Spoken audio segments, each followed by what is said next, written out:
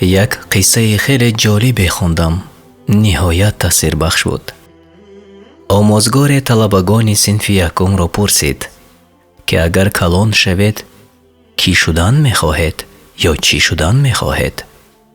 هر یکی از طلبه ها جداگانه جواب دادند. یکی می گفت می‌خواهم راننده شوم و دیگری می گفت می‌خواهم طبیب.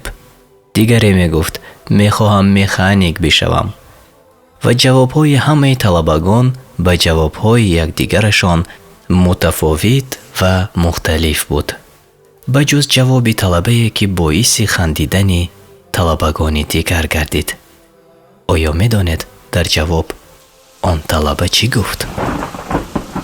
من می‌خواهم صحابه باشم، یعنی مانند اصحاب و دوستان رسول خدا صلی الله علیه و سلم و مانند آنها با دین خدا عمل بکنم. آموزگار از این جواب طلبه تعجب کرد و گفت چرا میخواهی اگر بزرگ شوی صحابه بشوی؟ طلبه گفت هر روز پیش از خوابم مادرم به من قصه صحابه را نقل میکنند.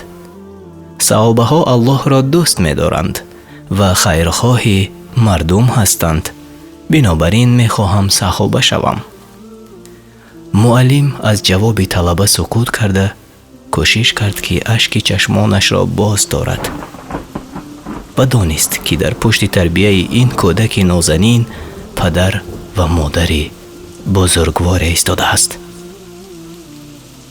اولین معلم فرزندان خودی پدر و مادر می باشند. اگر پدر و مادر با هم خوب باشند و بر دین اسلام عمل کنند و دروغ و غیبت و خیانت و بدرفتاری و بدگفتاری نکنند، فرزندان آن خانه هم آداب و اخلاق و رفتار پدر و مادر را یاد می گیرند. و فردا که بزرگ شدند، انسان‌های با خدا و صالح و نیک و خیرخواه دین اسلام و پدر و مادر و ملت و وطن می‌گردند و سبب خوشبختی و نیکنامی خود و خانواده می‌گردند.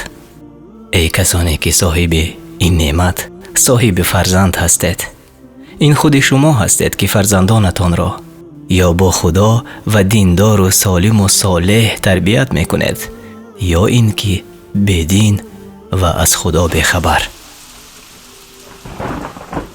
در تربیه فرزند نقش مادر خیلی مهم است.